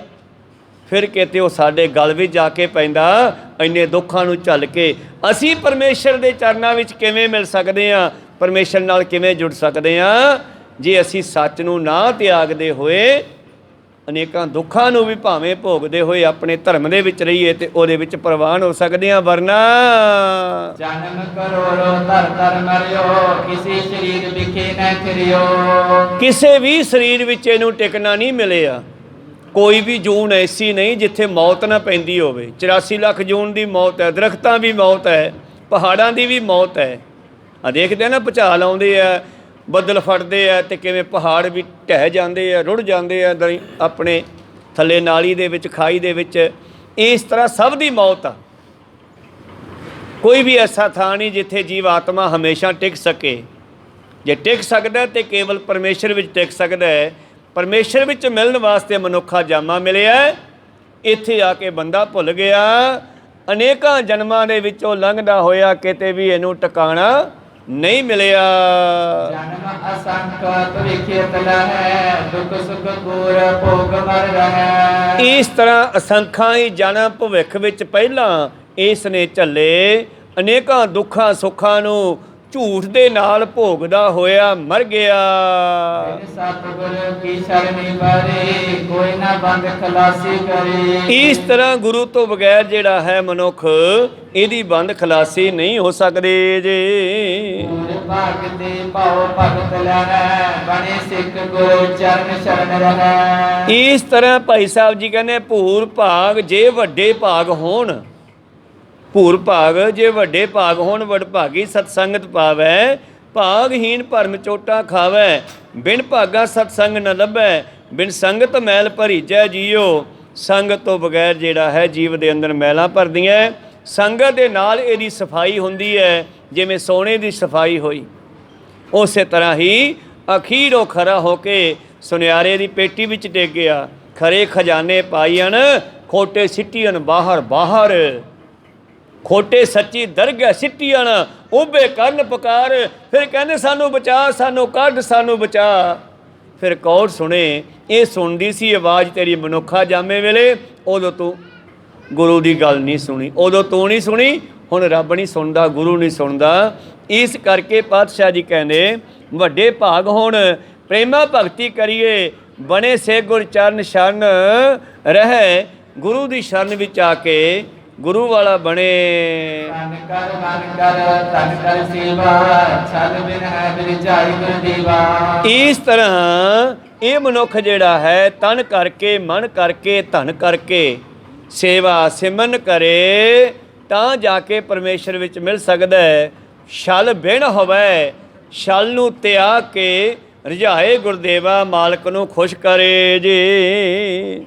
ਲੈ ਉਪਦੇਸ਼ ਕਮਾਵੇ ਮਨ ਤੇ ਸੇਵਾ ਕਰੇ ਸਰਬ ਹੀ ਤਨ ਤੇ। ਔਰ ਗੁਰੂ ਤੋਂ ਉਪਦੇਸ਼ ਲੈ ਕਰਕੇ ਆਪਣੇ ਮਨ ਕਰਕੇ ਤਨ ਕਰਕੇ ਕਮਾਉਣਾ ਕਰੇ। ਇੱਕ ਛੋਟੀ ਜਿਹੀ ਉਦਾਹਰਨ ਭਾਈ ਗੁਰਦਾਸ ਜੀ ਦੀ ਹੋਰ ਸਰਵਣ ਕਰ ਲੈਣੀ ਆ। ਕਮਾਦ ਦੇ ਨਾਲ ਕਿੰਨਿਆ ਹੁੰਦੀ ਆ। ਕਮਾਦ ਮਿੱਠਾ ਨਾ, ਮਨੁੱਖਾ ਜੀਵਨ ਜਿਹੜਾ ਹੈ ਇੱਦਾਂ ਦਾ ਕਮਾਦ ਵਰਗਾ ਹੋਣਾ ਚਾਹੀਦਾ। ਪਰ ਕਮਾਦ ਮਿੱਠਾ ਹੈ, ਪਰ ਉਸ ਨੇ ਵੀ ਆਪਣੇ ਮਿੱਠੇ ਦੇ ਕਾਰਨ ਕਿੰਨੇ ਦੁੱਖ ਝੱਲੇ ਹਨ। ਰਸ ਭਰਿਆ ਰਸ ਰਖਦਾ ਬੋਲਣ ਅਨਬੋਲਣ ਅਬਰਿਖਾ। ਰਸ ਦਾ ਭਰਿਆ ਹੋਇਆ ਗੰਨਾ ਆਪਣੇ ਵਿੱਚ ਰਸ ਗ੍ਰਹਿਣ ਕਰਕੇ ਰੱਖੀ ਬੈਠਾ ਹੈ, ਬੋਲ ਅਬੋਲਣ ਬੋਲਦਾ ਨਹੀਂ, ਅਬਰਿੱਠਾ ਪਰ ਅੰਦਰੋਂ ਮਿੱਠਾ ਹੈ। ਸੁਣਿਆ ਅਣ ਸੁਣਿਆ ਕਰੈ ਕਰੇ ਵਿਚਾਰ ਡਿਠਾ ਅਣਡਿਠਾ। ਮਨੁੱਖ ਨੂੰ, ਗੁਰਸਿੱਖ ਨੂੰ, ਭਗਤੀ ਭਾਵਨਾ ਵਾਲੇ ਨੂੰ, ਰੱਬ ਨੂੰ ਮਿਲਣ ਦੀ ਇੱਛਾ ਰੱਖਣ ਵਾਲੇ ਨੂੰ ਇਸੇ ਤਰ੍ਹਾਂ ਹੀ ਰਸ ਰੱਖਣਾ ਚਾਹੀਦਾ ਹੈ। ਕਦੇ ਵੀ ਕੁਰਸਾ ਬੇਰਸਾ ਨਹੀਂ ਹੋਣਾ ਚਾਹੀਦਾ। ਸੁਣਿਆ ਅਣਸੁਣਿਆ ਕਰੇ। ਜੇ ਕੋਈ ਨਿੰਦਾ ਕਰੇ ਤੇ ਉਹਦਾ ਗੁੱਸਾ ਨਾ ਕਰੇ। ਕਬੀਰ ਸਾਹਿਬ ਜੀ ਨੇ ਵੀ ਕਿਹਾ, ਨਿੰਦੋ ਨਿੰਦੋ ਮੋਕੋ ਲੋਗੋ ਨਿੰਦਾ ਜਨ ਕੋ ਖਰੀ ਪਿਆਰੀ। ਈਰਖਾ ਕਰਨ ਵਾਲਾ, ਨਿੰਦਾ ਚੁਗਲੀ ਵਰਗਾ ਕਰਨ ਵਾਲਾ, ਉਹ ਆਪ ਘਾਟਾ ਪਾ ਰਿਹਾ, ਜਿਹਦੀ ਕਰ ਰਿਹਾ ਉਹਨੂੰ ਫਰਕ ਨਹੀਂ ਪੈਂਦਾ ਕੋਈ, ਜਿੰਨੀ ਮਰਜ਼ੀ ਕੋਈ ਕਰੇ। ਇਸੇ ਤਰ੍ਹਾਂ ਹੀ ਭਾਈ ਸਾਹਿਬ ਜੀ ਲਿਖਦੇ ਹਨ, ਸੁਣਿਆ ਅਣਸੁਣਿਆ, ਜਿਵੇਂ ਅਰਦਾਸ ਵਿੱਚ ਕਹਿੰਦੇ ਆ, ਦੇਖ ਕੇ ਅਣਡਿੱਠ ਕੀਤਾ। ਕਹਿਣ ਲੱਗੇ ਸੰਸਾਰ ਦੇ ਅਨੇਕਾਂ ਤਰ੍ਹਾਂ ਦੇ ਲੋਕ ਹਨ, ਪਰ ਅਸੀਂ ਆਪਣੇ ਰਸਤੇ ਚੱਲਦੇ ਚੱਲੀਏ।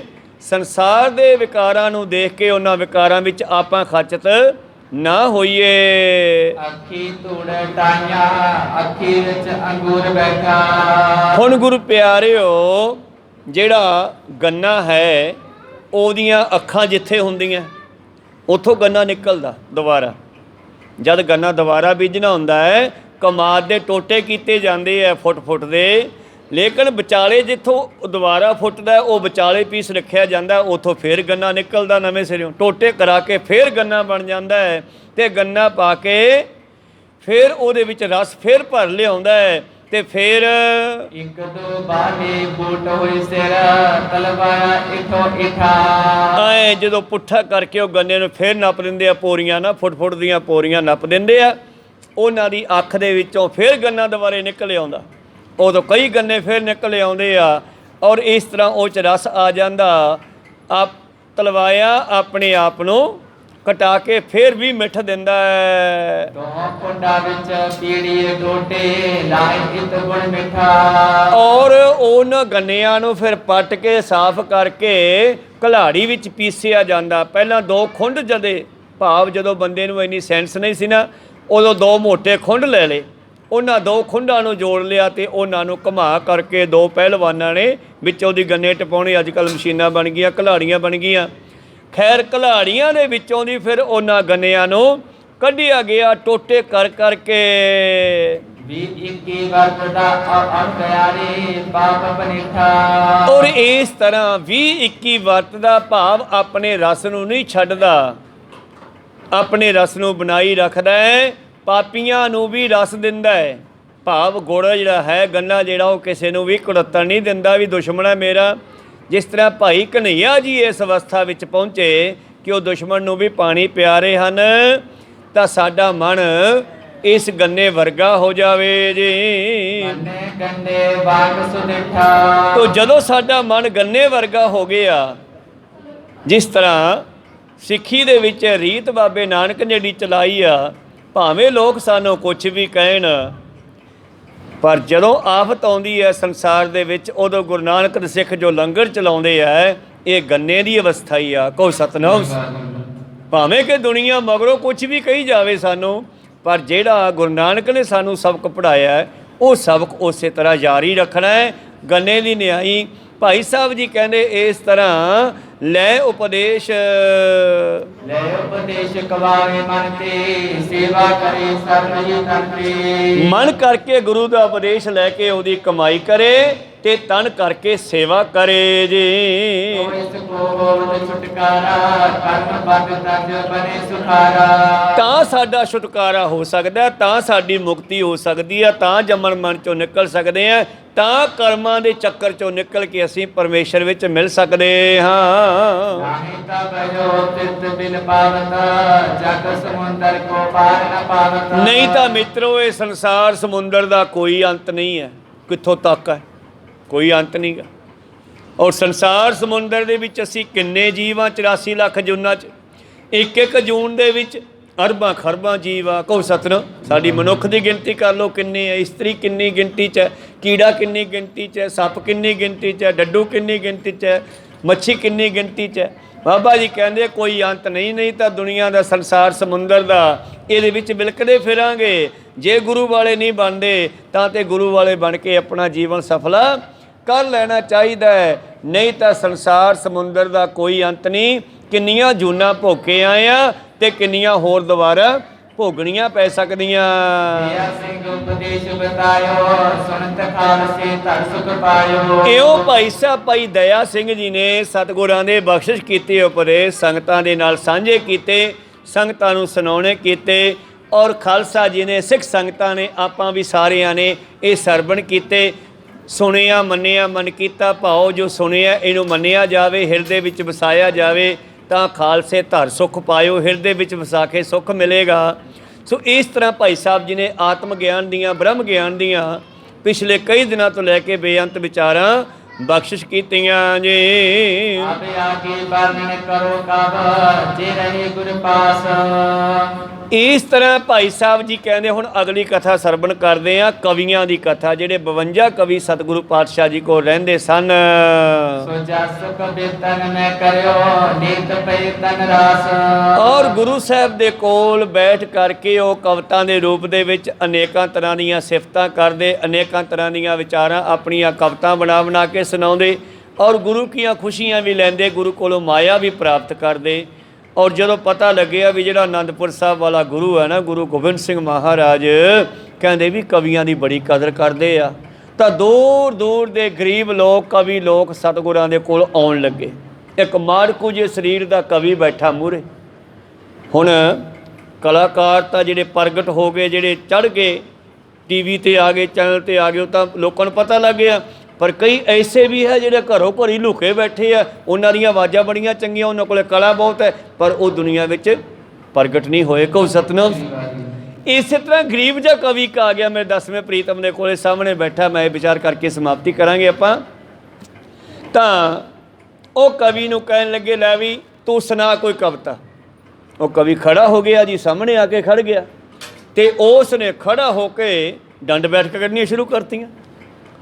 5-7 ਡੰਡ ਬੈਠਕਾਂ ਕੱਢੀਆਂ, ਫਿਰ ਮੁੱਕੀਆਂ ਐਂ ਚਲਾਉਂਦਾ, ਕਦੇ ਐਂ ਚਲਾਉਂਦਾ, ਕਦੇ ਐਂ ਚਲਾਉਂਦਾ। ਸਾਰੇ ਵੇਖ ਕੇ ਹੱਸਣ ਲੱਗ ਪਏ ਵੀ ਤੈਨੂੰ ਸੁਣਾਉਣ ਨੂੰ ਕਿਹਾ ਕੁਛ, ਤੂੰ ਇਹ ਕੀ ਇੱਥੇ ਪ੍ਰੈਕਟਿਸ ਕਰਨ ਲੱਗ ਪਿਆ, ਕਸਰਤ ਕਰਨ ਲੱਗ ਪਿਆ। ਕਹਿੰਦੇ ਠਹਿਰੋ ਠਹਿਰੋ, ਇਸ ਗਰੀਬੀ ਦੇ ਦੁਸ਼ਮਣ ਨੇ ਮੈਨੂੰ ਖੜਾ ਨਹੀਂ ਹੋਣ ਦਿੱਤਾ। ਕਹੋ ਸਤਿਨਾਮ।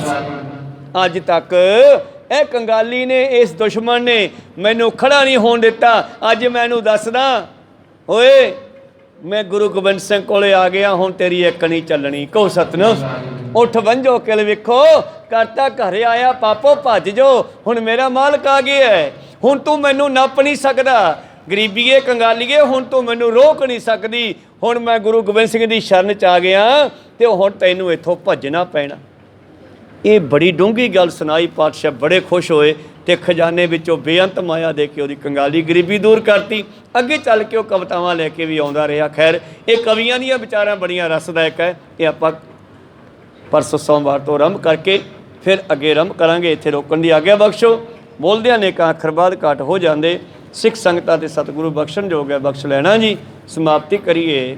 हे अच्युत हे पार ब्रह्म अविनाशी अविनाश, हे पूरन हे सर्व मैं पंजन गुणतास, हे संगी हे निरंकार हे निर्गुण सब टेक, हे गोबिंद हे गुण निधान जाके सदा विवेक, हे अपरंपर हर हरे हे वो बनहार, हे संत कै सदा संग तारा आधार, हे ठाकुर हों दासरो गुण गुण नहीं कोई, नानक दीजै नाम दान हे बरोए, आए प्रभ शरणागति पानित दयाल, एक अखर हर मन बसत भूत निहाल, एक ओंकार